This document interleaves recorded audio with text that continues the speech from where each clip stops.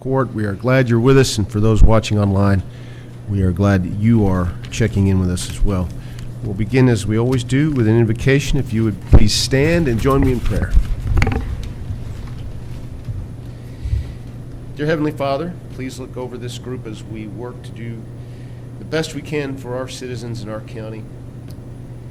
Please bless this community. Please watch over our first responders and healthcare workers. Please watch over our men and women in uniform, both here and abroad. We say these things in Jesus' name. Amen. Amen. Please join me in Pledge Allegiance. I pledge allegiance to the flag of the United States of America and to the republic for which it stands, one nation, under God, indivisible, with liberty and justice for all. Mr. Clerk, would you please call the roll? Magistrate Starks. Here. Magistrate Berry. Here. Magistrate Putman. Here. Magistrate Tompkins. Here. Magistrate Southern. Here. Gentlemen, you have before you in your packets the minutes of the July 25th, 2023 Fiscal Court meeting. After a period of review, I'll entertain a motion to approve those. Move to approve. Second. We have a motion and a second. Any other corrections, clarifications, additions? Hearing none, all those in favor say aye. Aye. Any opposed? I'm going to skip by the Human Rights Commission update and report until Reverend Johnson can join us. We have a series of tax rates being turned in that time of year, and we have with us from the Green River District Health Department, Clay Horton is with us, and he's submitting his tax rates, which are not going to be changing, correct? That is correct. Yeah. So, as the judge said, I'm Clay Horton with the Green River District Health Department, and it seems like I only come at tax time, but I'm happy to come anytime you all would like to hear from the health department. The Board of Health, the Henderson County Board of Health met in May, and during that meeting, they passed the public health tax resolution, leaving the tax rate the same, which is, I think it's been the same since 2017, if I'm recalling correctly, at 5 cents per $100 of assessed value. So you should have a copy of that resolution in front of you. Other than that, I'm happy to entertain any questions about either the tax resolution or the health department. We are excited at the health department right now. We finally have been able to get back to our day in, day out work since COVID-19. Some of the highlights, we just completed our re-update of our community health assessment. So we published that last month. It's on our website. And through that process, we got a lot of input from not only partner organizations in Henderson County, but Henderson County citizens. We had a forum here in May at the hospital, and we're excited taking those next steps of continuing our work to improve the health of our citizens, not only in Henderson County, but in our other 6 counties as well. So you probably will hear a little bit more about that. Hopefully you're seeing, we've been working on some of our community outreach. You may have seen some commercials and hear some radio spots about the health department, trying to highlight some of our programs like WIC and HANDS, which is a home visiting program for new parents, and just trying to make, share information about other services we have at the health department as well. So again, happy to entertain any questions you may have, and then also certainly answer any questions about the tax resolution. For those who are new, now after General Assembly modified this a bit a couple years ago, taxing entities like the District Health Department, the local health department can, when they submit their tax rates for the coming year, if they are unchanged, or if they accept the compensating rate, or at any increase up to 4%, we don't have a decision to make in that case. Anything over 4%, though, has to go through us for approval, if I'm not mistaken. And then, in this case, because they're not changing tax rates, it's pretty simple for us. All we do is vote to accept them and get them on the record, and then they'll be submitted to our county clerk's office. So, any other questions of Clay? Oh, thank you, Clay. Thank you for all you do. We'll entertain a motion to accept into the record these tax rates. I make that motion. Yeah.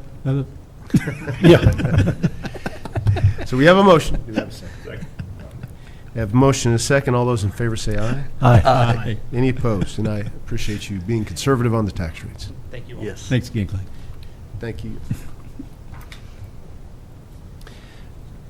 believe the Drainage Commission also submitted its proposed tax rates, which also remain unchanged. I don't think there's a representative of the Drainage Commission. However, I will entertain a motion to accept their tax rates for the coming year, which, again, were unchanged. So moved. I'll second. We have a motion and a second. All those in favor say aye. Aye. Any opposed? And I'm happy to say that our tax rates, the tax rates set by fiscal court, will remain unchanged, as we all know. Really appreciate our department heads and elected officials working with us to make sure that we hold the line on tax rates, and we have for several years in a row now. And it's a point of pride with me, and I know it's good to report back to the folks in your districts and say we haven't touched tax rates in 8 years or 7 fiscal years, something like that. So, without any other question, I'll have the clerk read the resolution. The property assessment has now been certified by the Commonwealth of Kentucky Department of Revenue, Office of Property Valuation, and permissible ad valorem tax rates and revenue for fiscal year 2023-2024 established for Henderson County in accordance with KRS 68.245 through 68.249. Be it ordered by the Fiscal Court of the County of Henderson, Commonwealth of Kentucky, that the following tax rates for 2023-2024 are hereby set. The rate per 100 for real property is 12.8 cents. The expected revenue is $3,355,521. For personal property, the rate is 18.4 cents. Expected revenue is $691,136. For motor vehicles, rate is 8.5 cents. Expected revenue is $373,129. Public service company real estate is 11.8 cents. Expected revenue is $54,825.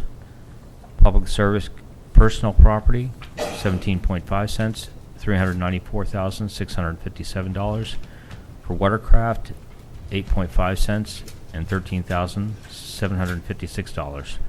Further be it ordered that a 3 cents per acre tax be levied on all privately owned timberland in Henderson County, which is required to be listed for taxation and credited to the Forest Fire Protection Account.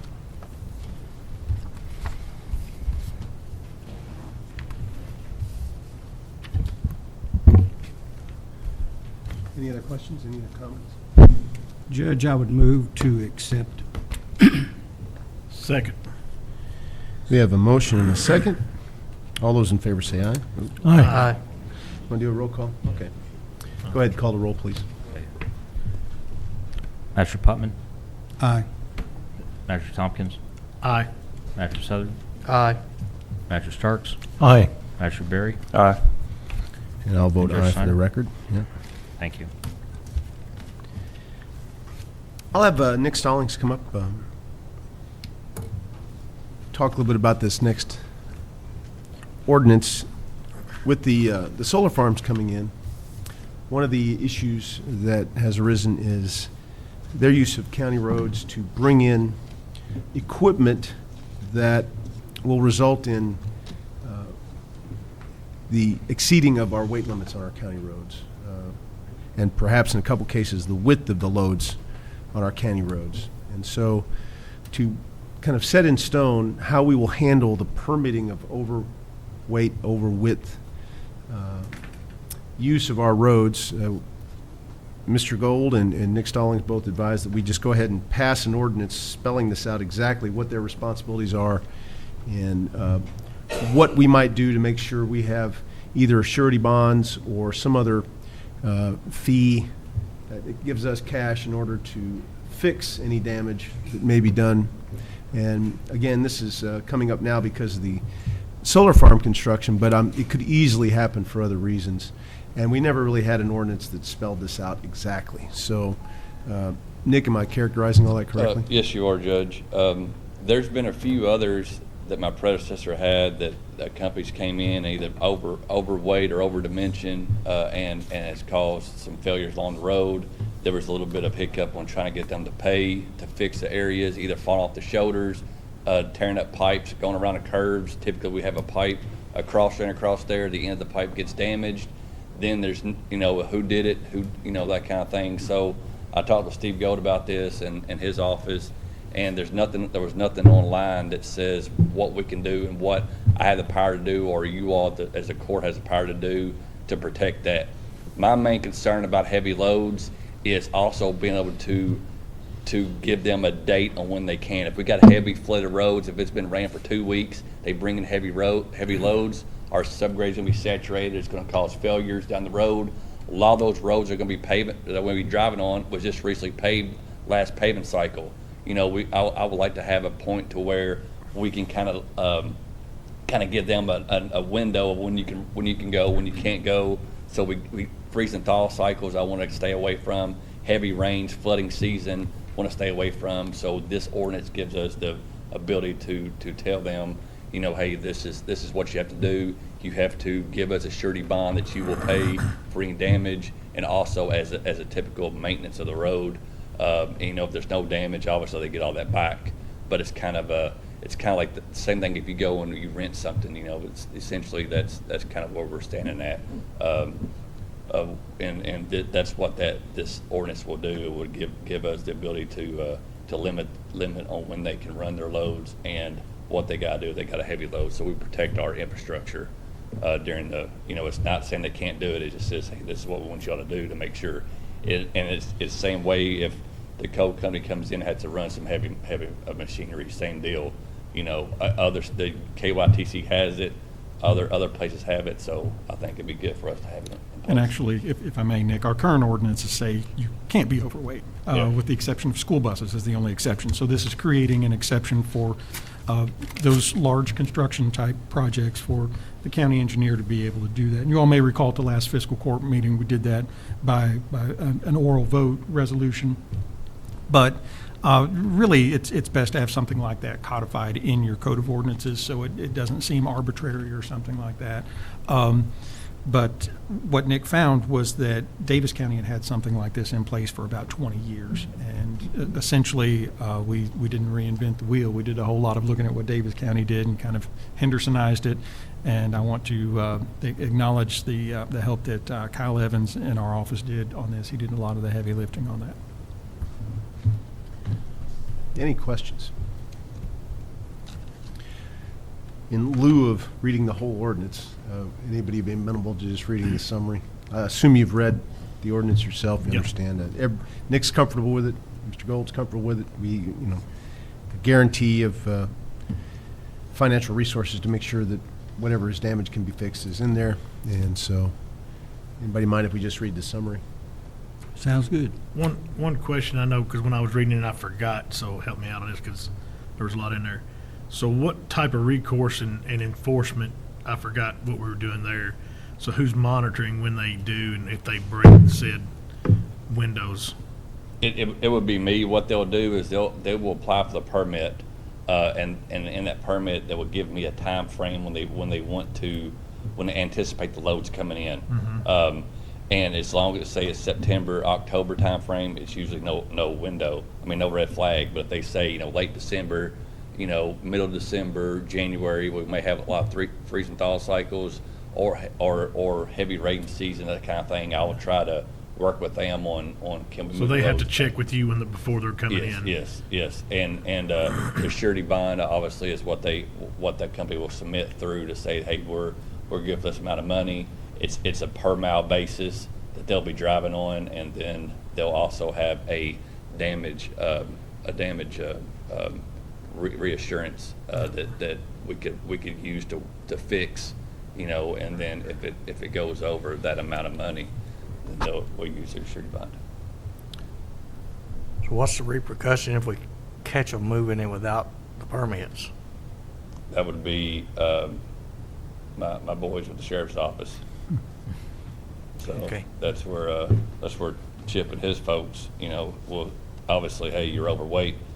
That would be a step to them and saying, hey, where's your right to, essentially that, unless I'm saying something wrong, Steve, essentially that the permit is your right to move over our weight limits of the road. And if they Correct. operate outside of that, then it's any other Yep. Department of Transportation moving violations such as Yes. everybody else is subject to. I Yes. got you. Okay. Makes sense. Thank you. Any other questions? One more question. Does the pipeline, will they fall under this ordinance? Anybody that runs over, if they have longer loads where they can't make the radiuses, the lengths of a typical tractor trailer, then they have to have an extra set of tandem wheels, behind the trailer. That's the same way with beams, same way with moving bridge beams in, anything like that will go outside of our typical standard, normal traffic for hauling. Then yes, they'll have to have that. And because part of the mean of this is to keep happening from what happened on the road you had Right. a few years ago. So. Well, and we've got the pipeline coming through, Yep, which will be yep. on those type roads Yep, again. Yep, exactly. So that's why, this will also be in works with them, is saying, hey, you're not overweight. Typically, pipe don't weigh a lot. It's just over dimension. So Right. that's why we will get in contact with them to make sure that then they may have to do, some finagling on what roads they can travel on with their longer weights. Thank you. Any other questions? I believe we had a motion. Need to read it first. Sec- Read it Have to read first. the Read it first. Yeah, the summary. An ordinance relating to regulating the use of designated county roads by vehicles weighing in excess of the maximum weight posted for said roads. The process to obtain an excess weight permit, ensuring financial responsibility by those authorized by permit to use said county roads in said manner, and to amend Section 230-2 of the Code of Ordinances to create an excess weight permit exemption. Get a motion to approve. So moved. We have a motion and a second. Any other discussion? All those in favor say aye. Aye. Any opposed? Nick, while we got you up here, you want to talk about new hires, and we can talk about Atlanta Goins too. Yes, we've got two new hires. Pete Conrad, he was a former employee for the county. Hiring him at the road department, his starting pay is $19.50. And then we've got Ethan Johnson. He's with the Parks Department. He spent all summer as a temporary employee. He graduated from high school. He's taking classes. They're online classes. He do those at night. He wanted to know if we have an open position for full-time. And he's been doing good work for the Parks Department. So interviewed him, and he'll like to continue on as full-time. So they'll definitely help out the Parks Department being on full-time. He can still take his classes at night. So it kind of helps out both sides of it. So those are my two hires. Now with the bus situation, that in the lack of drivers, it was brought to the judge and I if we could help out. I do have an employee that was a bus driver for the last couple of years. She came over to the road department, and we hired on as a road department. She has all the endorsements needed to drive a school bus. So they asked us if we had anybody that could possibly help in this need of emergencies for drivers. Talked with her. She was willing to do it. So she's going to help out the county bus garage for afternoon routes. So she'll come in, have a small abbreviated schedule with us in the afternoons, and then go and drive school buses in the afternoons to help out the school department. And this is, supposedly for a short duration until the people they've hired to get all their endorsements ready to go. So it's kind of helping out in a pinch. But we're kind of happy that she agreed to help out. So I believe the city's going to work out a solution for some morning routes, and Atlanta Goins, our employee, came to us, as Nick said, from the school busing department. Will help out in the afternoons. She'll continue to be full-time with us, working approximately 7 hours a day, and then she'll be allowed to go work a 2-hour-ish bus route in the afternoons, so she doesn't lose any money. In fact, she's gaining an hour of pay from schools, and we're able to help in this situation. Hopefully, it's temporary, but it's kind of fortunate that we have somebody with all the necessary licensing ready to go.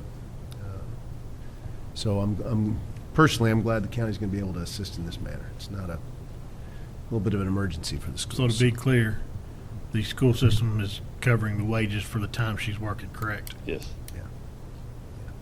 yes. Any other questions?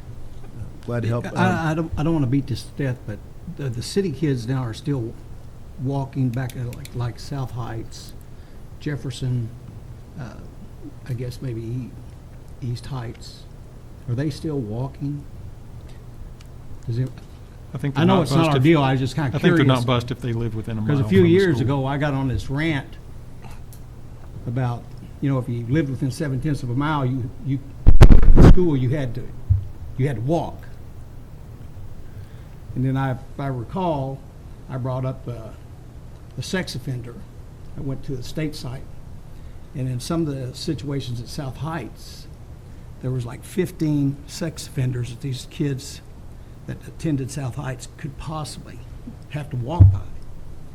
And Steve, I know you remember, I kind of got all bent out of shape on it, but they was going to do more. Understandably so.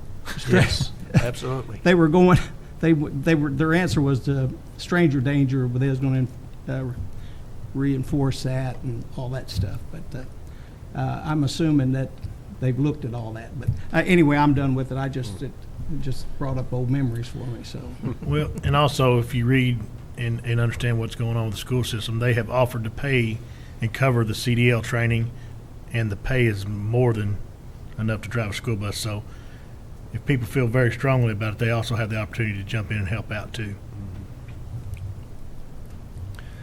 So you did hear Pete offered 2 new hires, and just to be on the safe side, I'll entertain a motion to approve those hires. He gave the pay scales, get pay rates for each. so 16. Okay. So 2 hires and pay rates. Get a motion to approve those. so move. So move, or second. Motion and a second. All those in favor say aye. Aye. Any opposed? And we'll keep you updated on how this works with Lana. We offered this to her. We didn't demand this of her. And, to ask if she should help out, she could help out, and she offered to.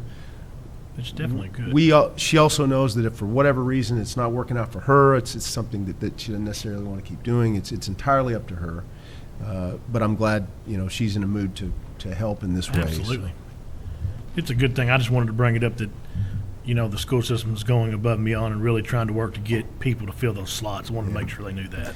And we've been told by Wes Alexander, the head of the transportation for the schools, that they do have people in the pipeline. It's just licensing them is going to take a little bit. It does take time to complete the course. And there's very many school districts all around this region that are facing the exact same issue right now. So And I it's think not that- just us, but I'm glad that the county can help. I think Henderson area rapid transit even Yeah. has challenge with hiring drivers, and so we'll see how this goes. Thank you, Nick. All right, you need me to talk about the mosquito spray? Sure, yeah. Okay. This happened, I know a few of you all knew in the court from when this came about. We used to spray our own. The way the mosquito spray works, it's got to be direct contact. So a lot of times they would come in like 5:30 and work till 9, a couple days a week. So it's typically kind of a retiree job they wanted to do. Our sprayer that did it for 3 or 4 years, he passed away a few years ago. We had one guy that worked at the road department. He was licensed, so he would kind of abbreviate his schedule. He would come in, leave, and then come back in later. It got to be a hassle, so he didn't keep up his license. The problem is it's pretty strenuous to have and keep that license to spray the mosquito spray. So we've had trouble finding them. And so I called and talked with the city last year. They used Action Pest Control. I called Action Pest Control. They worked out a price where they will do it, it's kind of a, we worked out quadrants where they take care of a quadrant, so many times a week. And also it's a call-in basis. So we get calls into our office about mosquitoes being bad. We call them and they'll treat them their next drive day. So in the way that works, we now have two sprayers and some mosquito dope, for lack of better words, that we have that are excess and not going to be used. We got in contact with John Board. He is the state guy that's taking care of all this throughout the counties, throughout the state, and he said that McLean County is in need of some spray and a sprayer. So it would be just a transfer over rather than trying to put this out on bid, maybe get $50 or $100 or whatever for a mosquito sprayer. And I was seeing if you all are comfortable with us just going ahead and donating that to the McLean County Road Department so they can. Did you mention the value of the mosquito sprayer? The value, the ones you have? I do not know. But it's not a $10,000 item. Oh, It's no. it's And a I mean, small- we could put them, they go in the back of a truck, we could Yeah. put them on gov deals. They may get $50, they may get $200. I don't know. I don't think they're very. I'm I'd fine say- with it. Yeah, I'd say let McLean County have it. Yeah, they're definitely a one-use thing. It's like you spray mosquitoes or not. So that would be my suggestion. So. We need a motion on that. Well, I'm just trying to recall whether an intergovernmental switch. Was this previously listed on surplus property? No. Nope. Thank you, Mr. Ray. If Yeah, we, it if has we- to be declared surplus by the fiscal court and then transferred to the other county. And that can be done after approval by the fiscal court. That can be done just through a letter confirming the transfer to the other county.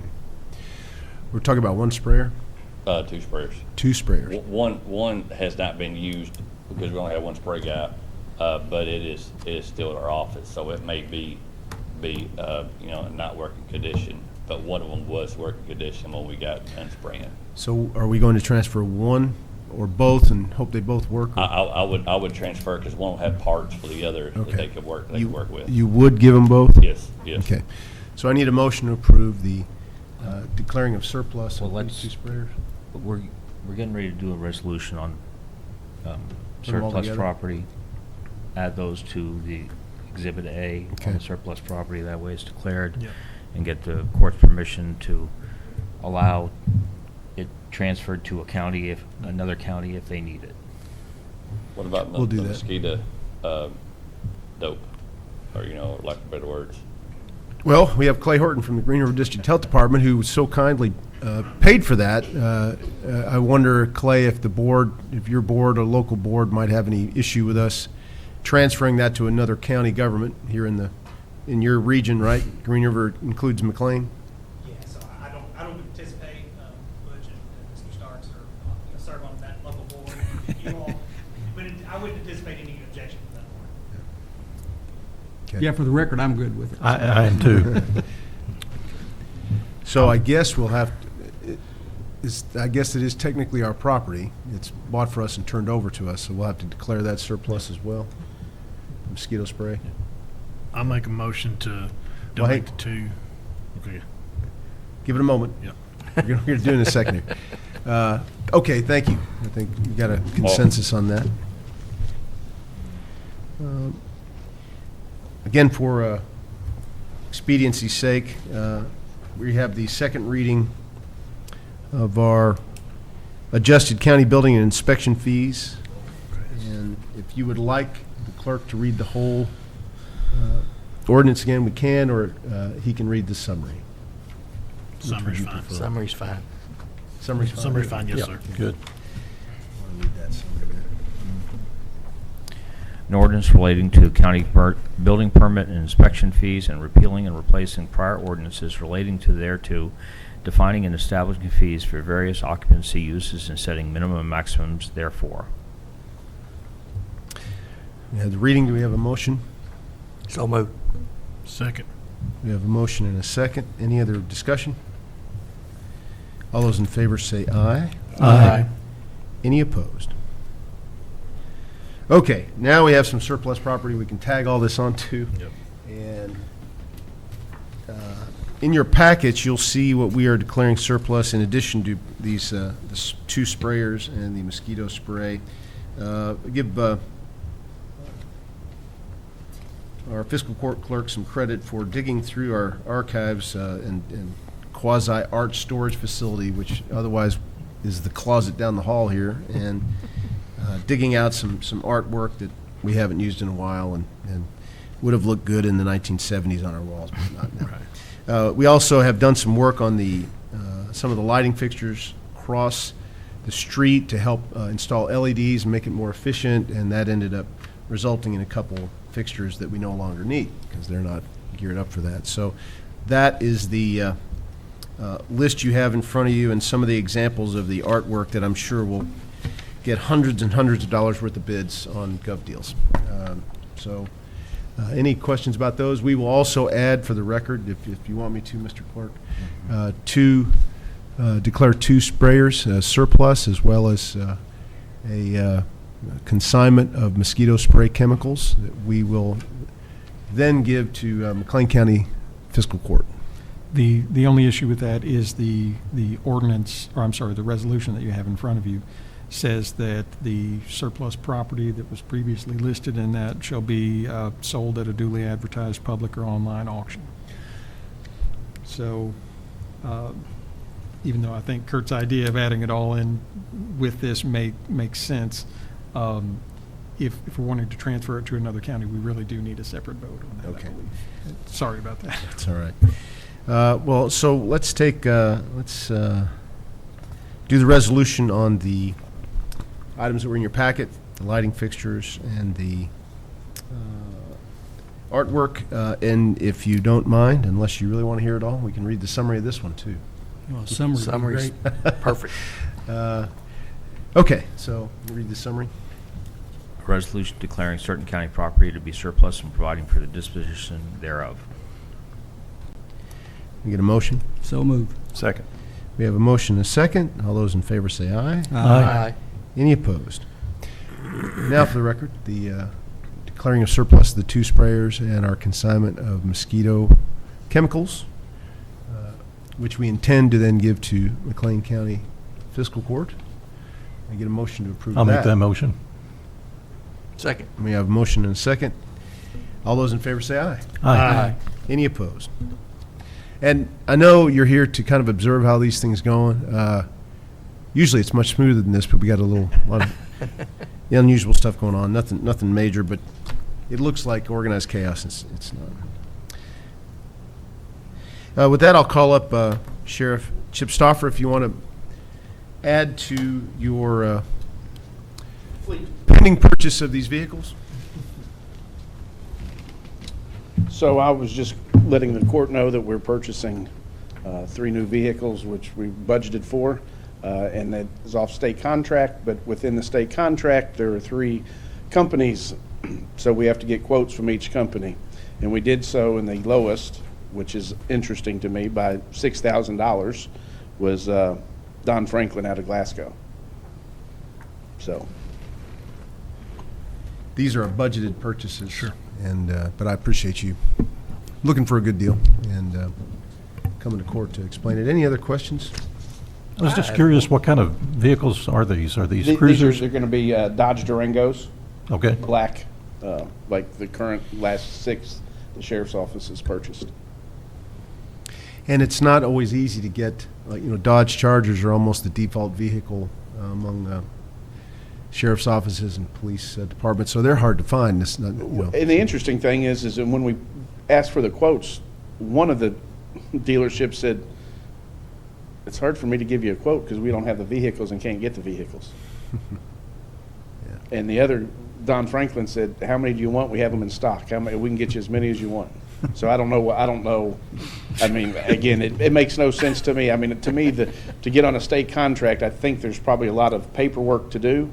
But if you get on state contract and then you don't have the merchandise, it's sort of defeats the purpose. But So you had, each one was on a state contract, and one of them come in $6,000 less. yeah, well, Don Franklin was $42,000 and change. Bachman Chrysler out of Jeffersonville, Indiana, was at $48,600. Freedom Chrysler out of Lexington was at 47.7, all for the exact same vehicle. But the one in Bachman can't get their hands on any. Right. So, I don't know. But give us about 2 weeks, I'll come up with some. Now, you might pay a little bit. So I wanted to make you all aware of it. Yeah. We don't need a vote or a Appreciate that. motion or anything like that, but, because these are budgeted items, but Chip Donnie. Thank you for the update. We appreciate it. Thank you. Thank you. Mr. Gold, your report. Judge, I've only got a couple of checks today, some interest payments in the amount of $87.50, $550.49, and $183.50, bringing today's total to $821.49, and the fiscal year to date to $23,305.78. You got a motion to approve those? So move. Motion and a second to accept county attorney payments. All those in favor say aye. Aye. Any opposed? That I'll call up Treasurer Ryder, and while she's making her way up, if you remember during the budgeting process, we budgeted $700,000 for asphalt for this year, with the intention of amending during the course of this fiscal year in money into the asphalt line item to bump it up to over $1 million. We were going to use ARPA funds to do that, but in the vagaries of how we spend ARPA funds, it couldn't work out that way. So, as you recall, ARPA funds that we moved to the road department line items last year, some of it was unspent. That resulted, in the end, in approximately a little over $300,000 in carryover, or basically excess funds in the road fund that carried over this year. And we also have been receiving coal severance, as you know. And coal severance, one of the things that can be spent on is infrastructure.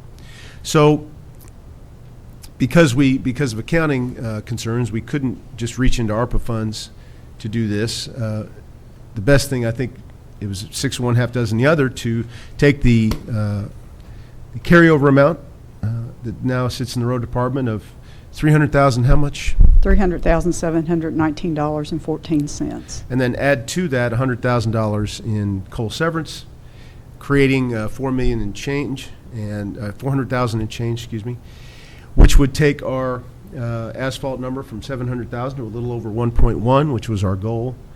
And then when we get our flex funds from the state, as you recall, we voted to keep those flex funds. Those will be added on top of that to a pretty healthy number of nearly 1.4, I believe, million for asphalt, which was, I know makes Magistrate Southern smile, and I think it was what we talked about in the budgeting process.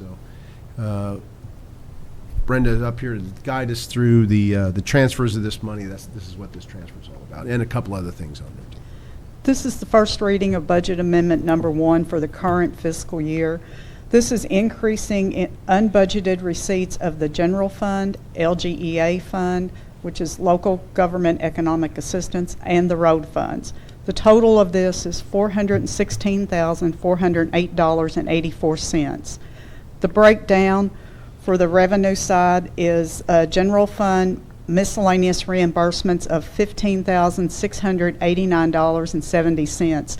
This represents the reimbursement for the EMA drone. This is amending it into the budget. The road fund prior year surplus, $300,719.14. Local Government Economic Assistance Fund prior year surplus is $100,000. The corresponding appropriations for this is General Fund, Disaster and Emergency Services EMA supplies, $15,689.70. The Road Fund asphalt, $400,719.14. Again, the total of this budget amendment is $416,408.84. Any questions about any of that? Oh, yeah, I do. The 15,000 for the EMA, I thought that was a grant that we got. It was a grant, and it was receipted into our budget, but it was unexpected, and so it wasn't actually as part of the budget, and I'm receipting it into the budget so that we can pay for the drone. Okay. Thank you. You're welcome. Clear as mud. Any other questions? To explain, if we get expected revenue that we'd not budgeted, we have to formally amend it in Right. to our budget. And it happened right at budget time, but we had already approved the budget before Yeah. we were made aware of the unanticipated revenue for that. Yeah. Move to approve. Second. We have a motion and a second. Any other questions? All those in favor say aye. Aye. Any opposed? Thank you. And we have a budget amendment. Any other, let's see, fund transfers. I'm sorry, go ahead. I have no transfers, but I do have some claims. From the general fund to Siler Instrument and Manufacturing, $13,889.70. This is for the EMA drone, which was reimbursed by the Community Foundation of Western Kentucky, and this is to come from the EMA supplies appropriation line. To Don Franklin Auto, $126,924. This is for 3 2023 Dodge Durangos, which was budgeted, and this is to come from the Sheriff's Vehicle appropriation line. From the jail fund to Advanced Document Solutions, $890.60. This is for copier leases and is to come from the data processing equipment appropriation line. To U.S. Bank, which is the credit card, $5,563.56. The majority of this is to come from the equipment, maintenance, and transport appropriation lines. Get a motion to approve claims? So move. Second. We have a motion and a second. Any other questions on claims? All those in favor say aye. Aye. Any opposed? Thank you. Thank you. Reverend Johnson is now in the room. I'm going to call him up to give us an update on the Human Rights Commission.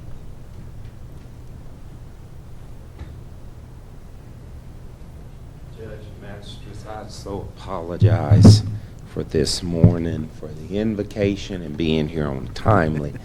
I had a member at the hospital over in Evansville, and so I've been over there all night trying to get back this way, so I'm just all off this morning. You're all good. Please forgive me. Please all forgive me. Wanted to bring you a report on the Henderson human rights, especially for the new magistrates that we have. I try to, on an annual basis, bring a report from the office to have the conversation with our magistrates and judge. I see the judge all the time, sharing with him, talking with him, and the magistrates in our community. We thank you for your support for a lot of the activities that we do outside of the office to assist us with that. One of the things when I came aboard that I wanted the Human Rights Office to be is an outward entity where we go out into the community and the community sees what human rights does and what it's about. We still have a lot of people who say, well, I didn't know we had a Human Rights Office. So still working to educate our county or city to let them know that we do have an office, an active functioning office here in our city. We're very fortunate to have one here in Henderson. Hopkinsville has one. Owensboro kind of up and down. They may have one this week. They may have one the next week. I have a very good rapport with the Evansville office. If I need any questions to call and ask them, they've been very good mentoring friends to me. And then if I reach a situation in my investigating findings, I can write those up and send those to the state of Kentucky Commission of Human Rights. Each and every year, I work closely with Miss Tammy Willett for the HUD purposes, for her HUD reports. And so a lot of what I do in the office generate for the report. I just give it to the city, I give it to the magistrates so you guys can see the breakdown of the numbers. Now, as you look at the various numbers, certainly the various numbers are not high here in our tri-state area, and that is a good thing.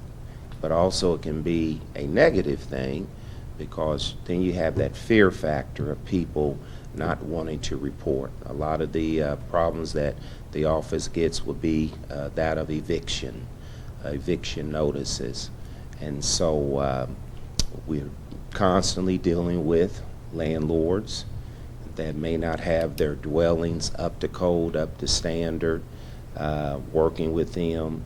And then we reach a point of eviction that they have to get evicted because maybe they're not paying or they've done something to violate, to break their lease. So that's a constant battle working with the tenants and working with landlords. At times, this job requires me to go to eviction court on Tuesdays and sometimes speak on behalf of a client. Now, the judge does not allow me have to speak, but sometimes she will allow me to come up and speak on behalf of a client if I've been working with a client.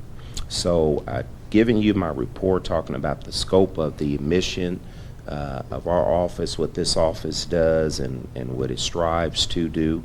All of this is sanctioned from the city as well as by the county, as well as by the state of Kentucky as well too. We have no jurisdiction outside the state of Kentucky. Sometimes I may get a call from somebody who lives in Owensboro, or I may get a call from somebody who lives in Madisonville about a complaint maybe against one of the local employers and stuff, and I can't assist them, but I write it up and I send it on to the state because I have no power to investigate and adjudicate here from the Henderson office. So I'll assist them write it up, send it to EEOC, or I'll send it up to the state Commission of Human Rights. Our training and outreach, talking about our various training and outreach here in our city. We're always striving to educate our county, our city, about various things. We've done that with various things such as town talks. We've had town talks over the years that focus on various things from manufacturing and police data-driven, working closely with the Sheriff's Department and the Police Department, educating the community about once data is given from them, they get data, how do they use that data to keep our communities and our areas safe. So we had a couple of town talks here this past year, and this is a continuous training. We try to have a town talk in the spring, and we try to do one in the fall. As you look at the numbers, the breakdown of the various numbers, as you can see about the employment and housing is probably the biggest thing that we have in housing.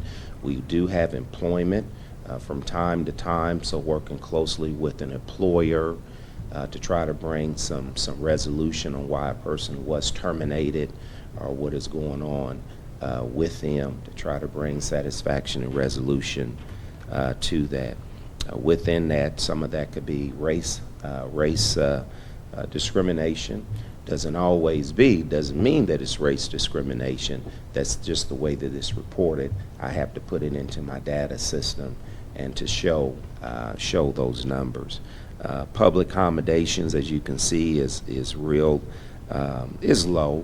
We don't have a lot of issues with the public accommodations other than somebody needs a night or two in a hotel. Office is able to reach out to various charitable groups like the Good Samaritan group, which I'm a part of, Ministerial Alliance, reach out maybe to the Salvation Army and other nonprofit entities to maybe get a night or two at a hotel or whatever the means may be. Our commissioners are currently, and this is a report, when I submitted it to Tammy here a few months ago, this was the current commissioners. Now we've had a change of commissioners. Darlene Marshall Ware is our new commission chairperson. Kenny Martin is our second person in charge. Ginger Stovall is gone down to taking over the treasurer aspect. Mr. John Coombs has decided to step away from being treasurer on the human rights, and we certainly thank John, and we're going to thank John with something later on down the road. John has just been a God-given to us, and has just really helped us in so many ways, keeping our books, handling our books, and the way that our books are handled, working closely with Miss Mary Fuller and her office that oversees our books, the monies that you give us and the city gives us. We make sure that we want to be great stewards, not just good stewards, but great stewards with those funding. And so John has decided to step away. He's been doing it for a long time, so Ginger has stepped up to take on that responsibility to make sure that the office, the finance piece continues to get going. Dr. Michelle Chappelle and Ms. Sylvia Cauldron, as well as Elizabeth Amati. In our joint agreement, the city has 3 seats, the county has 3 seats, then we have a joint appointment for our court. So right now, we're in need of a county representative. So I need to go out and look and advocate for someone who wants to serve on the human rights, that it comes from the county area. And I always bring those recommendations to Judge Schneider, or I'll bring them to the city manager as well as the mayor when it has to be a city person, and they all agree on that, and then we get them sworn in to the board. So we have a youth division out at the high school. I have a few of our youth students that are part of the Equality Club out at the high school. They do just a tremendous job out there. We lost one of our students this year to graduation. He did such a good job. I asked him, could we extend his contract at Henderson County High School? He not graduate, but that didn't go over too well. He's gone on to be a high school freshman at Bellarmine, and we're proud of him. Our budget, 50% of our budget is budgeted by the city, 50% is budgeted by the county, and so throughout the year, we give those reports. Each month, we give a report to our board meeting. Our board meets the 4th Monday of each month out at the Peabody Building in the training room F. We start at 5:30, and we're mindful of time, and so we try to keep that to no more than an hour to an hour and a half. That is Zoom. We go Zoom live, so anyone can participate in that. And so I send that to Marie Collins. She posts that. I'll start sending that, Kirk, to you so you can post it on the county. But that is open to anybody. And we are encouraging maybe once annually that one of our magistrates will come and attend a meeting. If you can't come in person, you can always Zoom on in. So we understand that, but the board, they normally come, and then there are times that they have to Zoom in. We do have people that come from around the community and stuff, and they have a voice, because human rights is a voice for all people. Certainly, we're not flooded with hundreds and hundreds of people when it comes to our monthly meetings, so we get in and do what we need to do, and then I also communicate with the board throughout the month if anything pertinent comes, or if we need a vote on anything. So we've already, when this report was submitted, we've already submitted 77% of our budget. Where we stand today, all of that budget was used up because we're in the new fiscal year. And quickly, as you can just read down, the year of 22 in review, all the various things, that outreach that the office is involved in and tried to do, from the community resource fair, the Day of the Dead, the Hispanic Latino population, homeless coalition, frequently visits to speak up to promote any of these various things, the community college, their LGBTQIA awareness training, state training, as well as national training. This office has to comply with state training as well as national training. Next week I'll be in D.C. focusing on the international human rights agencies, a great conference and great information that we hear things from coming out of D.C. that's focusing on EEOC as well as human rights, because so many things are changing. And I think as we look at the landscape around our country, we see so many laws being challenged as we speak and stuff. So as we speak, So special projects, the Dr. Martin Luther King Day of celebration. I think all of you have been able to participate in that, come to that. It's just a great event that we have every year to commemorate what that day means. We've had great and awesome speakers that come to our area and just share some very positive information with us. And so we want to continue that. Our town talks, the board training, we train with the Commission of Human Rights, State Commission. We want to hear from our state coordinator, what's new coming out of Frankfurt, what's some things that we need to be aware of, and they filtrate that down to the local office. Juneteenth celebration was our first one in 2022. I know Judge Snyder, and he was instrumental in that, and it was an honor to get that going and our community working alongside with the HLI team. And this year was even bigger and better. And so various things like this that the office is involved in to be a very positive extension in our area. And that is basically it. I won't go through the rest of the civil organizations and leadership, but that is basically it. Does anyone have any questions? I apologize for the tardiness, getting back with them so late. I apologize.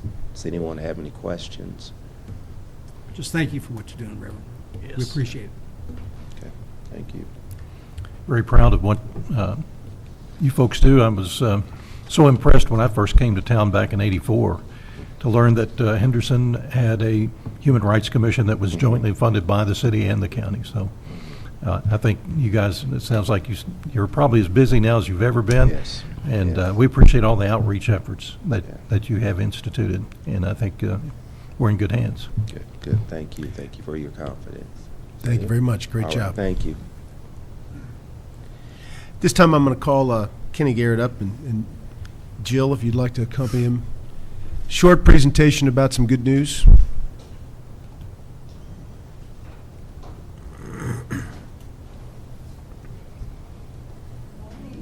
Good morning.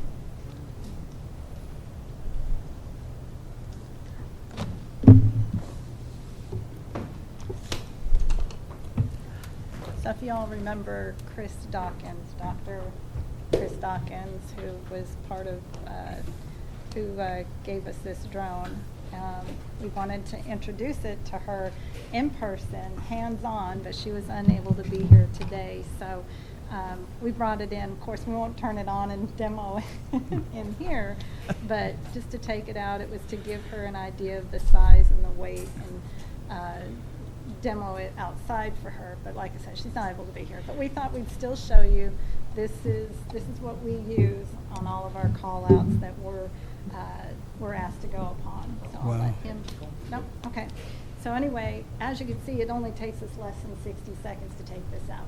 So when we are called upon, whether it be, if, for example, on our first day of receiving this, we got it all charged up, ready to go, and they called us to try to find somebody who fled the scene.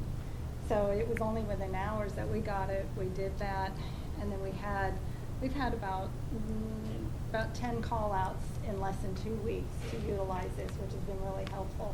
Some has gone toward accident reconstruction, situational awareness, steps that's been, like, for example, we all probably heard about the big semi-wreck off of the Audubon just recently, so we used it for that, among many others. So I'll let you go with the rest. I'll just boast a few of the features, and you should have a handout that, I don't know if you got that to them or not, but I'll get you a handout so that you'll have all this information, but just a few highlights. 41-minute flight time.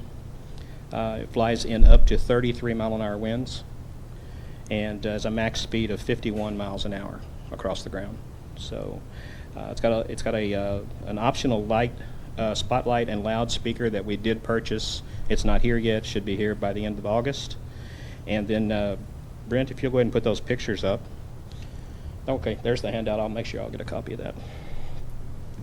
So here's a few pictures of just some of the runs that we've done recently. July 25th, the day we actually got it. This is a picture of a response that we made with the Henderson Police Department. They had someone run from them, and we were out looking for them, helping them look for them from the air. That's a thermal image. You can see the vehicles and the people, how they stand out on the road. I actually put officers out in the cornfield just to show the police officers that how good this thermal camera was. And you could see the officers in 6 foot of corn when they were out there for us to see them. So we searched over 300 acres in just a matter of minutes to tell us that the person they were looking for was not there. So we didn't find them, obviously, but they weren't there. This is also another run we made. This was on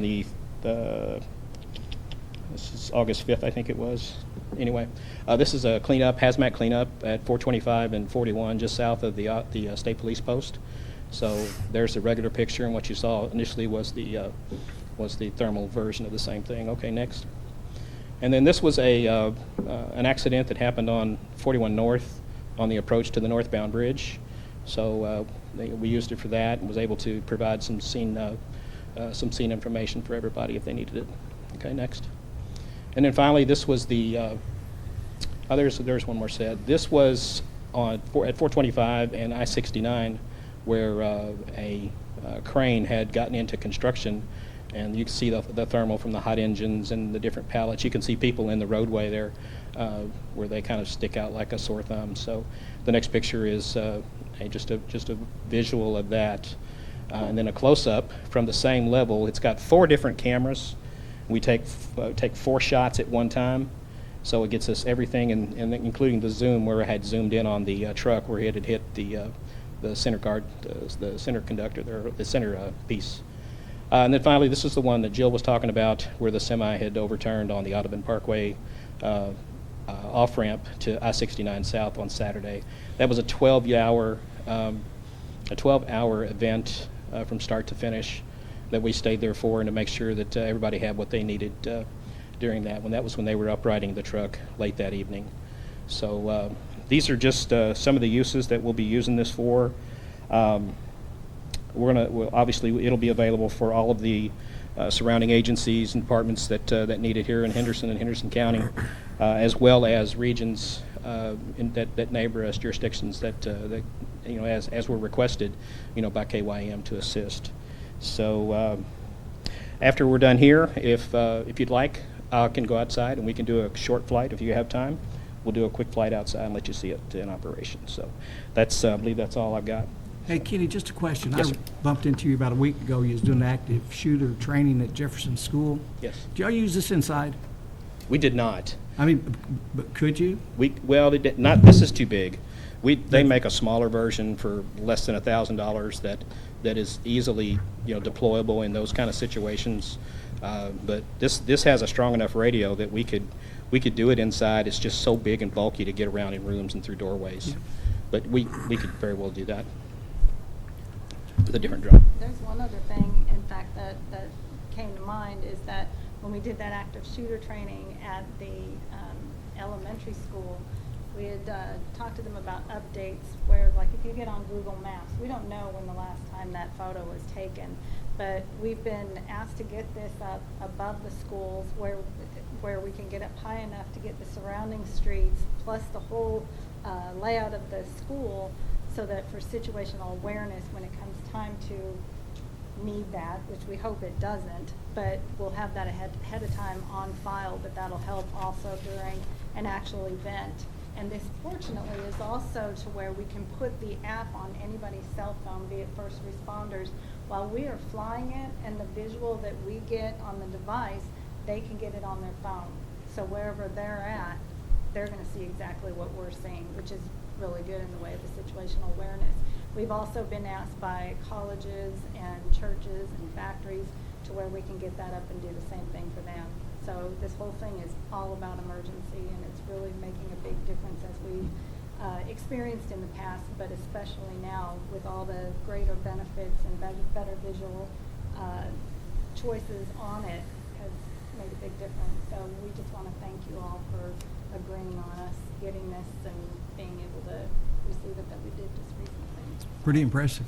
Yeah, and we nicknamed it, as you know, Doc, coming from the person that we had in here last week that told us about this grant opportunity. So Doc has done us really good. While you pack Doc up, Yep. we have another bit of business to discuss, yes? Yes. Oh, do we? You can? Okay. Yeah. Go get your photo. But I needed 3 minutes. Okay, it was just to give you a visual. Yeah.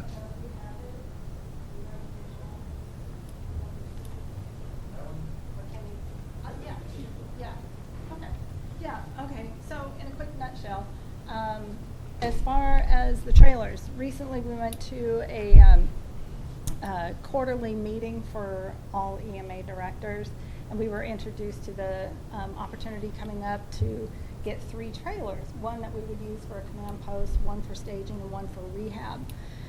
And these are upward of about $50,000 a piece. They were stemming from the from the flooding aftermath recently in eastern Kentucky. And so with that, we went up and looked at the trailers. One shows the actual trailer, the floor plan, and then the next one shows an actual visual inside of it.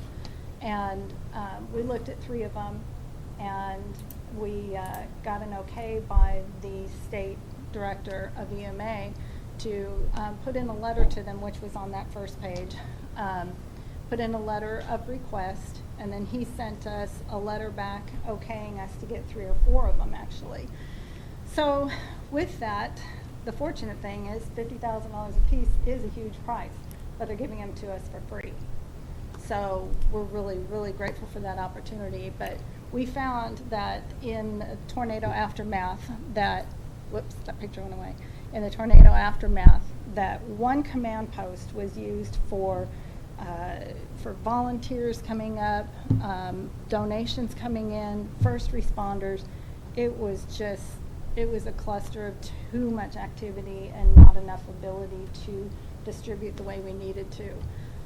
So anyway, with that being said, by our experience and knowledge and know-how, that if we have a disaster come through here from a tornado, for example, a command post goes in one area and a rehab goes in another, and then the other one would go into another location to where a staging area which holds equipment.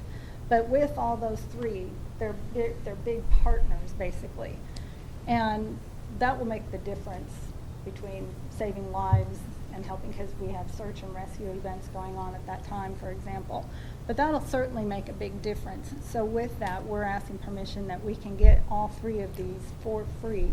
The only thing it's going to cost us is, starting next year, is $3,300. $3,000 a year roughly in insurance, and that won't even start until next year. So we're not being charged this year, and the insurance is only $91 a month. So it's given For all 3? For each one is $91 a month for insurance, and we already have designated. So it's $9,900 a year? No. Go ahead. No, it's $91 a month for each one. So $300 a month. Okay. Yeah. So. All right. I'm sorry. I was stuck. Well, that's all right. I didn't do math very well there. Okay, so they're free.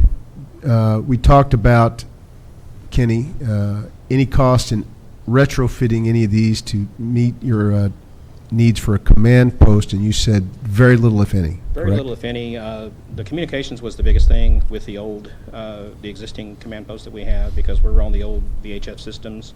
The new radio equipment that we have now requires just small antennas, which will work from inside. So anything that we need, we'll have a small antenna. Actually, it'll be on the inside, and everything else will be just laptop computers and Wi-Fi, which we'll actually provide. So any retrofit will be negligible. The beds and the bunks and all the things that are in there, because most of these sleep about 10 people.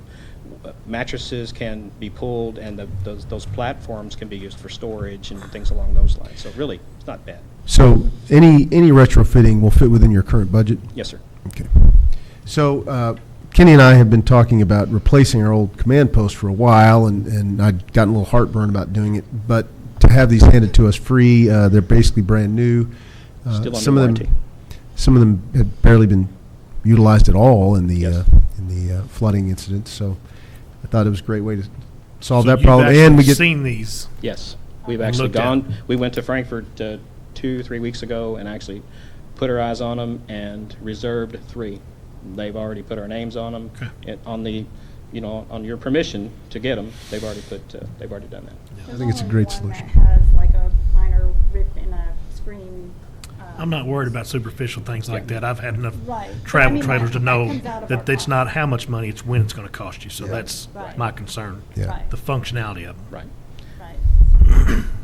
And we're getting not one now, but three, which is a great deal, so. We're getting three. There's some other counties that don't have room to store more than one. And if you do the math and look at how they have 368 and we have 120 counties and they want everybody to take at least 3 or 4, there's some that can only take one. Now they've come back and they've talked to us and asked if we would be able to take 4 because of those people when you do the math. I can only take one. They're asking if we can. If we can't, we can't. But again, it's free. And then also the FEMA is the one who purchased these for the flood aftermath, assisting in EMA and also utilizing them for families that were displaced, that they had a place to live.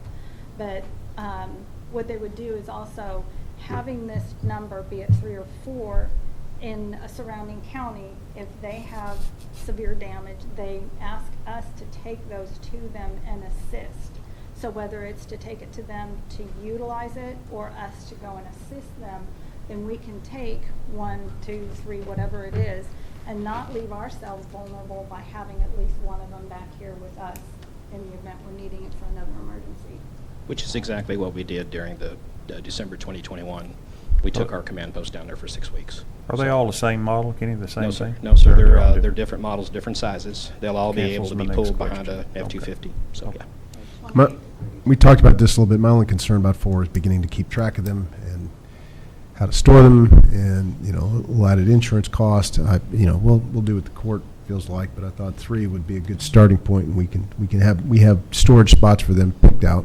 Yes. Between us and the city, we've got that covered. Yeah. So they're out of the weather then.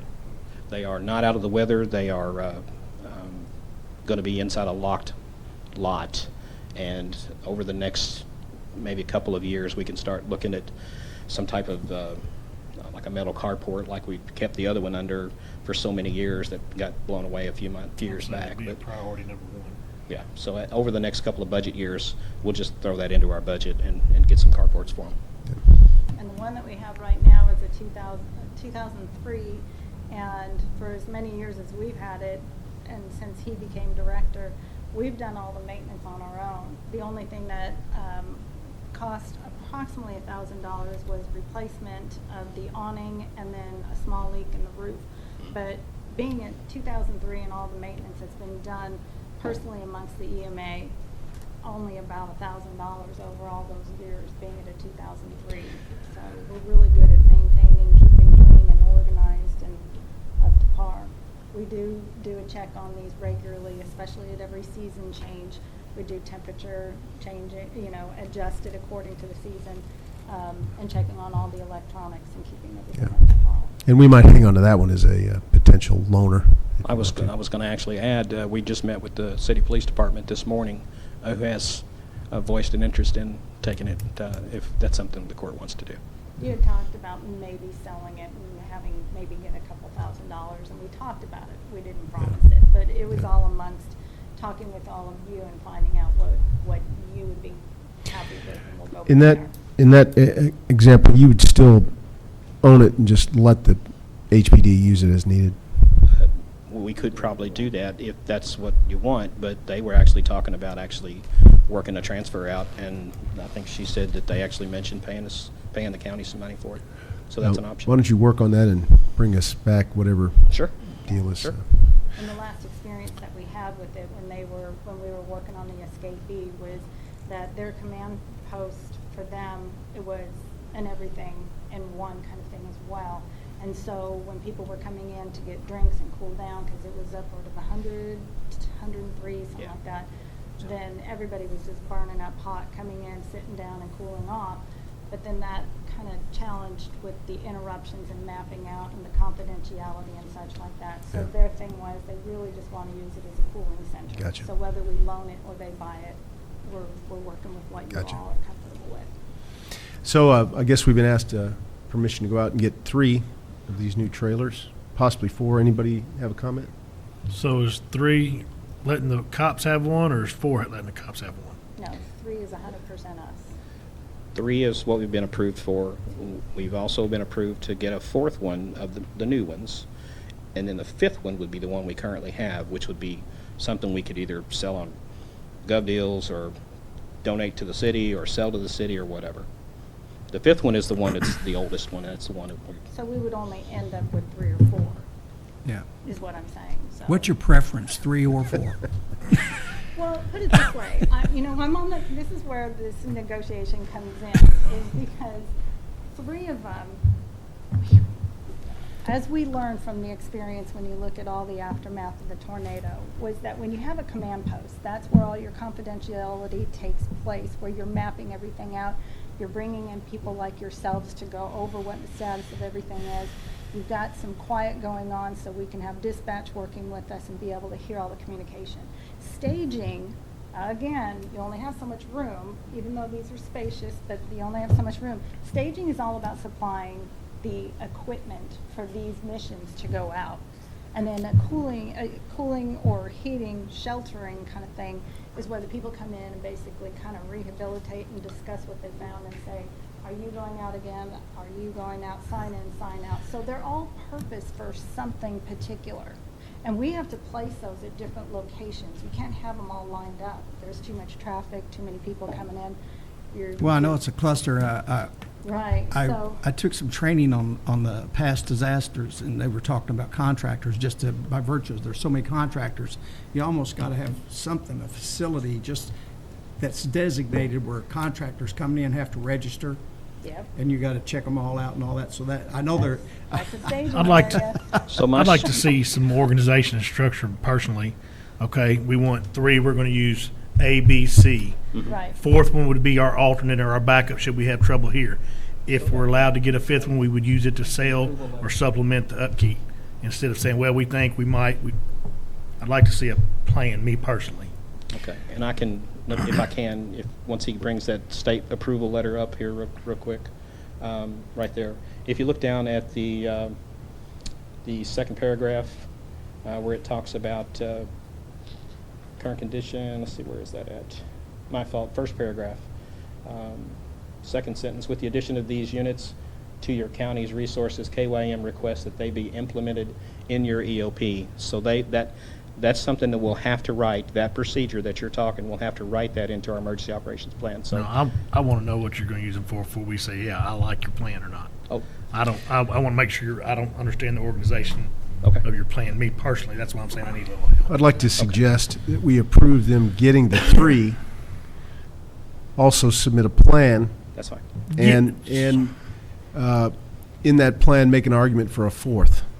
So that if we come back in 2 weeks and we agree that, I assume they're going to be there for a while. If we want a 4th, we can go probably get one. No? What is the time frame? They said the end of this month they want them gone. Well, we have another meeting before the end of this month. Yeah, no, I meant So it's not sitting around for. No, I'm fine with the 3. That's what I'm saying. Above and beyond is what I was saying. I'd like to see a little more. Okay. How many was used during the tornado? Y'all's one? We only had one, so we took it to Hopkins County, and it was set up to run their operations at what's the place called down there for all their debris management that got blown away. So we loaned ours to them, but they had one the first 2 days at Dawson Springs, and the word cluster has been used here several times already, and that's exactly what it was. It was chaotic trying to run the entire operation from one command post when they needed a command post for staging. They needed a command post for volunteer management. They needed a command post for resources. And that's going to be what we'll end up doing, is break that down for you, how we'll use these trailers when the Again, time I'm comes. good with the 3. It's above and beyond that I would like to see a little more. Well, the 4th one, and I'll just add this because Butch had mentioned it, my short answer for that would be 4, because getting in lieu of getting that plan to you, I think 4 is something that we could use and just say, okay, we're going to use this for this, this, and this, and then again we've got the maintenance cost and the insurance, which is negligible, but it's something that we can just have here, because while the getting's good, because they're going to be gone. If they don't get rid of them soon, they're going to sell them to another state or give them to another state. So they won't be available. And this has never happened for us to be able to have these kind of trailers. So I like the that's judge's where I'm at. plan. And the thing too. 3 and then see what happens. Yeah, and the thing too is that when we gave ours as a loaner, then they ended up paying us $17,000 for 6 weeks of having that. So we benefited somebody else, and we left ourselves a little vulnerable, but we were helping somebody out. They did pay us. We put that money back into purchasing the vehicle. Then, again, we benefit. But the backup, again, we don't have to have 4, but it's helpful if we're part of a disaster. Well, it's all about organization, because like I say, I sat in like 3 of those training sessions. I Zoomed them, actually. I thought it would be kind of interesting. They talked about how chaotic that was and the lack of places for people to go. I mean, there wasn't no designated type. It was just madness, like you said. It's chaotic. Yeah. But we'll get you a plan. This sounds like a very organized plan to me, so. In order to wrap this up, I'm going to make a motion that we approve the acquisition of 3 that we'd be approved for, and you can come back with a plan that details how you might use a 4th, and we'll make a decision then. If there are still trailers available, great. If there's not, then we got 3 trailers we would never have had before. They're brand new, and all is good. So I make that motion. Second. We have a motion and a second. Any other discussion? I appreciate you hunting these down. All those in favor say aye. Aye. Any opposed? Thank y'all. Quickly, let's go around for good of the county. Tim? Trick Turner Road got cut in half when we extended the airport out, and we I guess as a court's going to have to decide what we named the little short part and the long part of Trick Turner Road. And I've talked to Nick. He's working with the people to get it on GIS because the packages are not getting delivered, and when Amazon don't show up in the county, people are mad. So Nick's working on the GIS to get that where it's going to show up, and it's also dangerous because if you call an ambulance and they can't find the road, so there's some safety problems going along with that too. He assured me yesterday he's working on it, so hopefully we can get that resolved. And I'd like to say thank you to Reverend Johnson for what you do, and you had a very good reason to be late, so thank you. And all's good in District 3. Thank you. Magistrate Tompkins? I really don't have a whole lot. I appreciate what you guys bring and do every day. And Reverend Johnson, I'd like to talk to you after this if you have just a minute. I know you've been busy, but just for a second. And thank you for what you do. Pretty quiet and good in a second. Thank you, Judge. Thank you. Magistrate Putman? Thank you, Judge. Just kind of just to tag on, thank you, Reverend Johnson. The program, the Human Rights Commission, actually just blossomed since you've came on board. So congratulations. You're doing a great job. And again, Kenny and Jill, I hated to turn you down that day to participate in your active shooting, but I was busy. And I was good in District 4. Thank you. Getting another chance. Ooh, I should have said that. Mr. Gold?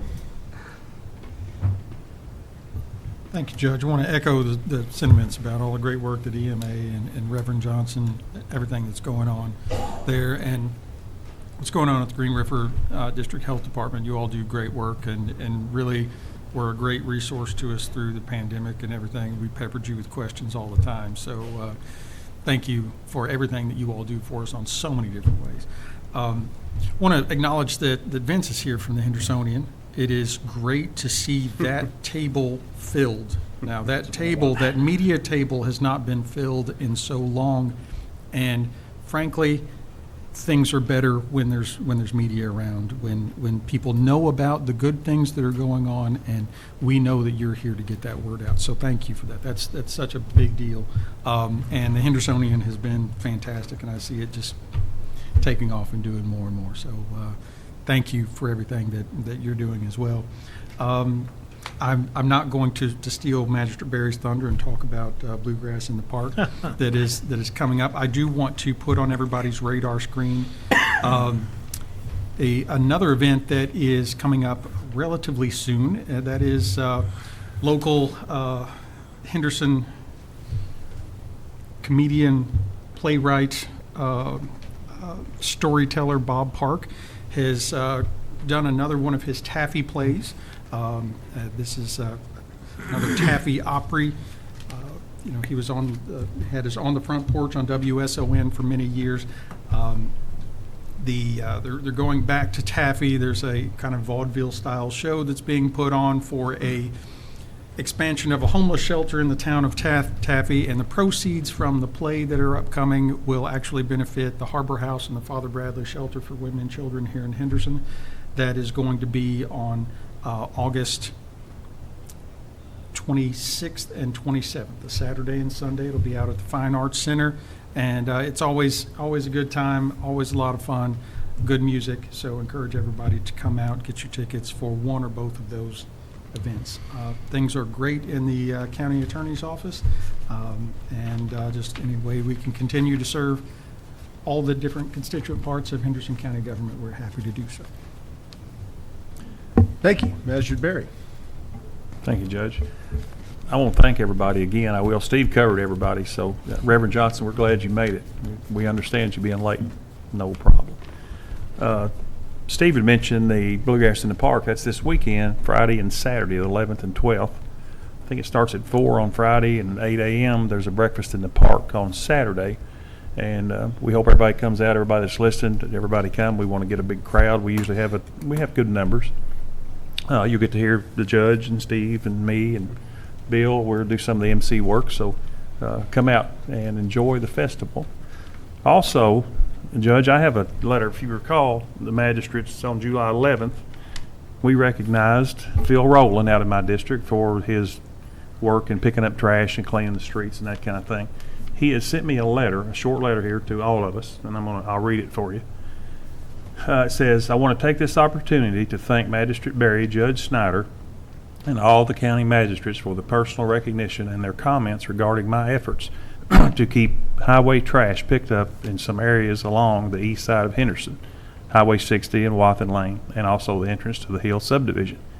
I am truly honored to have appeared before you and trust that maybe my efforts could set a precedent for others in and around our community. I thank each of you for your dedication and service to Henderson County as well. And at the bottom he says, I'm wearing my safety vest with honor and truly feel a lot safer out on the highway. The reach and grab tool has also increased my ability to pick up smaller and more undesirable items. So he wants to thank the court. So that's all I have, Judge. That's good stuff. Thank you. Very nice. Magistrate Starks. I too will just keep this very brief. Just want to say thanks to everybody for being here. Reverend Johnson, it's always good to see you, and we certainly hope that everything goes well for that person that is in the hospital. And again, I want to thank Clay Horton. Since being appointed to the County Board of Health and the district, Green River District Board of Health, in just a short period of time, I found out so much more of what they do and how they help all throughout our community, and especially from the very young to those with seniority, and so everything in between. We appreciate that very much.